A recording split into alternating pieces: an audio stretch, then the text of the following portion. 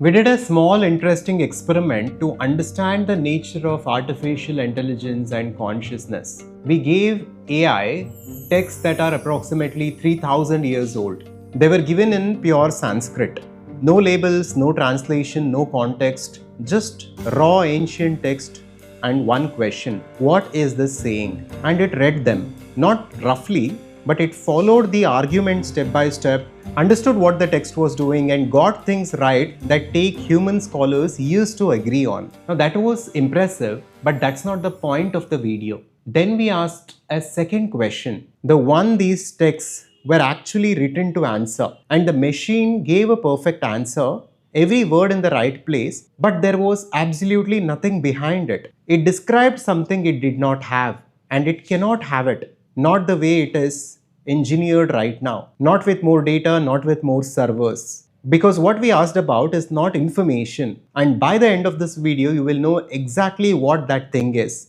You will know why no machine can hold it, at least the way they are engineered right now, and you will know why people who wrote these texts drew the exact line thousands of years before anyone built a machine that could think. And more importantly, through all this, we will understand what is paravidya, what is aparavidya, what is true transcendental knowledge, and what is just information. It is extremely relevant for a spiritual seeker to truly understand the limitation of the information and knowledge that we consume and the need to go beyond it to transcendental knowledge. Now, when we fed certain verses to the machine, to AI, and asked certain questions, it did not want a translation. Translations already exist. I wanted to see what a machine sees when nobody tells it what it is looking at. No prompt about spirituality, no mention of religion, no hints. Just tell me what you see, is what I asked.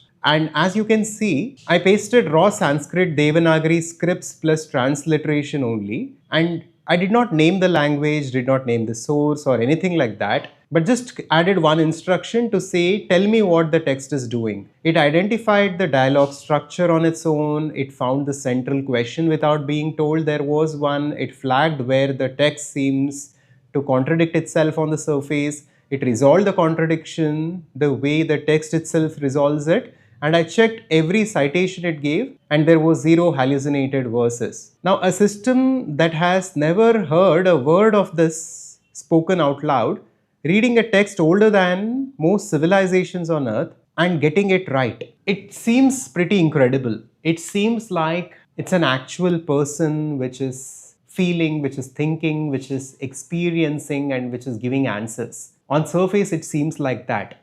But everything changes when we asked it the second question and when we observe what is happening. So pay attention, because this is not just an interesting experiment, but it has a fundamental lesson that we need to learn in order to evolve for our evolution and for our liberation. Now, it described the answer perfectly, but it did not have it, right? We asked it next the question these texts were actually built around. Not what the text says, but what is the thing that is aware of all this. And it gave me a beautiful answer. As you can see, every concept placed correctly, clean, accurate, structured, but completely empty, like a map drawn by something that has never been anywhere. Same accuracy, same fluency, same precision. It used the right terms, made the right distinctions, but nothing behind it. Not 1 second of experience. It can define awareness, but it is not aware of defining it. A perfect description of water from something that has never been wet. This is not a limitation of this particular model. It is a category, a kind of thing information cannot cross. Now, the ancient Mundaka Upanishad pointed this out thousands of years ago. It distinguished clearly between the two dimensions of knowledge, the aparavidya and the paravidya. Aparavidya is every form of knowledge and information we are aware of, just like the AI model is aware of. Science, mathematics, geography, language, history, philosophy, even spiritual sciences, even religion comes here. Every word we speak, the entire structure of duality and language comes here. at the level of apara vidya. Now there is an interesting story around this. In the Chandogya Upanishad, there is a scene. A man named Narada goes to a teacher named Sanat Kumara and asks, "Teach me." And the teacher says, "First tell me what you already know." So Narada starts listing, and the list goes on and on. And Narada lists everything: Vedas, history, grammar, astronomy, mathematics, the longest inventory of learning anywhere in the Upanishads, perfect recall, total command of every subject. But still, Narada says, "I don't know something because of which I am in sorrow." And the teacher's reply is brutal. The teacher says, "Everything you have learned is only a name." And this is exactly what an AI model is, whether it's ChatGPT or Claude or whatever. They are just a bundle of data sets that are interacting with each other. Exactly a modern version of Narada at that point in time, who knew everything, all the Vedas, all the grammar, all the things about astrology and everything. But still, he said he was in sorrow. And the teacher says, everything that you know is just a name. It's just information. Ultimately, at the absolute level, it is meaningless. Now think about this in your own life. How many books have you read? From how many years are you practicing meditation? How many verses of Gita you have listened to?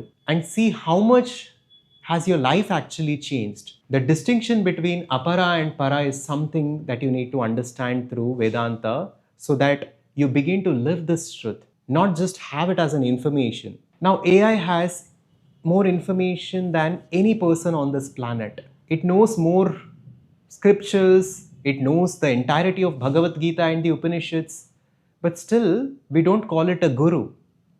It can never live that, but you can if you understand the distinction. So Narada was the original language model. Perfect information, perfect recall, and completely deeply miserable. So the ancients saw this clearly, and hence they gave us a framework for us to go beyond this. Now, after millions and millions of dollars in consciousness research, scientists tell us that consciousness is something that we have not found yet. But the ancient rishis said thousands of years ago that consciousness can never be found while we are looking for it outside. So with that, to truly understand Paravidya, we need to go inside. The machine can hold all the information in the world, but it can be completely empty of awareness. Similarly, a scholar can study everything about consciousness except live consciousness to its full extent. And you are not the one who is missing the knowledge, but you are the one the knowledge has been happening to. The ultimate thing that you're looking for in life, that deep sense of inner peace and fulfillment, that ananda,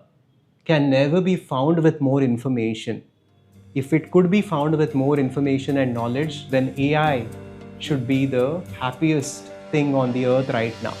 But it is not. It doesn't even know and understand what happiness is. But happiness can be found inside when we begin to live consciousness, when we go beyond body, mind, ego, and all this duality and all the lower forms of knowledge to the higher truth, to the higher knowledge, to awareness,